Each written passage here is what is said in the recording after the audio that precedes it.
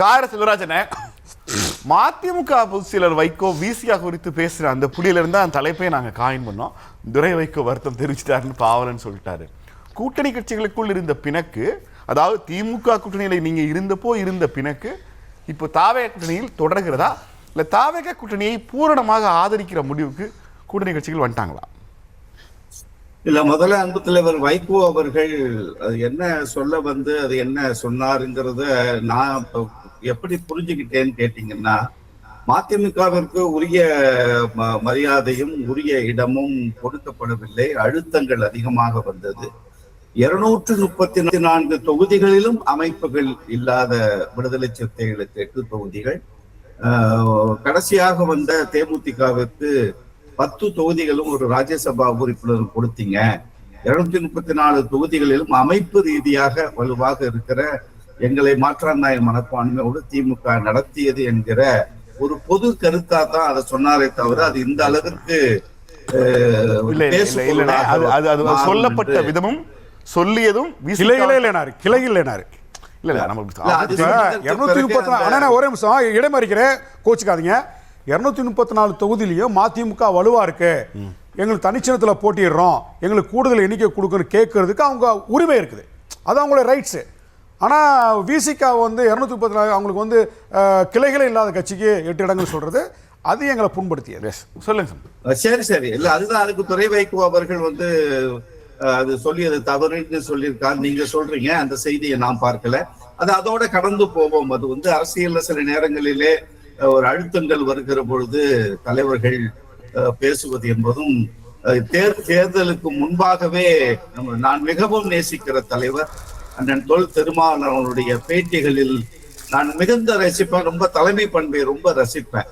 ஆனால் இந்த தேர்தல் துவங்கிய சட்டமன்ற தேர்தலுக்கு முன்பாகவும் பின்பாகவும் அவர் கொடுத்த பேட்டிகளில் இருந்ததோ, தனிப்பட்ட முறையில சொல்றேன், நான் வந்து ஒரு குற்றச்சாட்டாவே சொல்லல, தனிப்பட்ட முறையில் அவருடைய பேட்டிகளில் இருந்த நிறைய தடுமாற்றங்களை பார்க்கிற பொழுது ஒரு அரசியல் இயக்கம் ஒரு இடத்தில் இருந்து நகர்வதற்கான சூழ்நிலைகள் வருகிற பொழுது ஒரு தலைமை எவ்வளவு அழுத்தத்துக்கு உட்படுகிறது, கட்சியில் இருப்பவர்கள் மாற்று கட்சிக்கு செல்லுகிற அழுத்தங்களோடு சேர்த்து தொண்டர்களையும் இணக்கமாக கொண்டு செல்ல வேண்டுமே என்கிற கவலை ஒரு தலைவருக்கு ஏற்படுகிற பொழுது ஏற்படுகிற தடுமாற்றங்களை இந்த தேர்தலில் நிறைய பார்த்தோம்.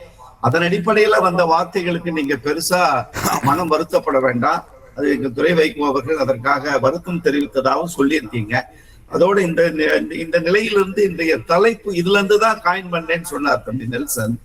நான் இந்த தலைப்பை வந்து ஒரு 3 திசைகளில் இருந்து நான் பிரிச்சு பார்க்க நினைக்கிறேன். ஏன்னா அது அப்படி பேசினா இந்த தலைப்பை நம்ம பேச முடியும். ஒரே கோட்டில் இந்த கூட்டணி கட்சிகள் பயணிக்கிறதா, ஒரே திசையில் பயணிக்கிறதா, இல்லை ஒற்றை சிந்தனையோடு பயணிக்க இதுவரையில் முடிந்திருக்கிறதா? இந்த 3 கேள்விகளுக்கும் நம்ம வந்து வெளிப்படையாக விடை தேட வேண்டும் என்று நான் நினைக்கிறேன்.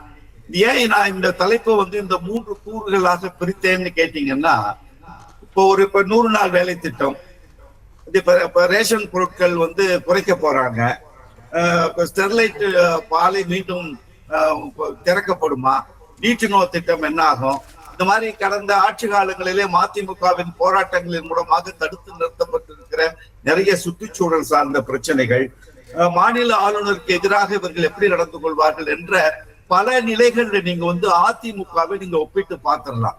இந்த நிலைப்பாடுகளில் இந்த இஷ்யூல அதிமுக இப்படித்தான் அணுகுவார்கள் என்று நம்மால் அனுமானிக்க முடியும். பாரதிய ஜனதா கட்சி நான் சொன்ன இந்த பிரச்சனைகள் எல்லாவற்றிலும் எந்த அணுகுமுறையை அவர்கள் கையாளுவார்கள்? ஆளுநர் செய்ததை சரின்னு சொல்லக்கூடிய ஒரே இயக்கம் அதுதானே. மற்ற இயக்கங்கள் எல்லாம் ஆளுநரை வந்து மீது குறை சொல்லி கொண்டிருக்கிறோம் இல்லையா? தாவேக்கால இருந்து கூட அமைச்சர் நிர்மல்குமார் அவர்கள் மிக கடுமையாகவே தன்னுடைய அறிக்கையையும் கொடுத்திருக்கிறார். ஆளுநர் அடக்கி வாசிக்க வேண்டும், அவர் பணியை அவர் செய்யணும் என்று சொல்லக்கூடிய இடத்துக்கு நகர்ந்திருக்கிறோம். இப்ப திமுக வந்து நான் சொல்லுகிற மாநில உரிமைகள், சமூக நீதி, நான் சொல்லுகிற இத்தனை பிரச்சனைகள் இப்பொழுது பாரதிய ஜனதா கட்சி நமது தமிழ்நாட்டின் மீது திணிக்க நினைக்கிற மும்மொழி கொள்கை உட்பட இந்திய மொழி திணிப்பு உட்பட எல்லாவற்றிலும் திமுக என்ன நிலைப்பாட்டை எடுக்கும் என்பதும் நமக்கு ஓரளவு அனுமானிக்க முடியும். பாட்டாளி மக்கள் கட்சியிலிருந்து, மறுமலர்ச்சி திராவிட முன்னேற்ற கழகத்திலிருந்து, நாம் தமிழர் இயக்கத்தில் சொல்லுங்க. இல்ல வாங்க, நான் இது பொது தலைப்பா ரொம்ப ஆரோக்கியமா அணுகணும்னு தான் நான் தாவேக்கு அடுத்து வர்றேன்.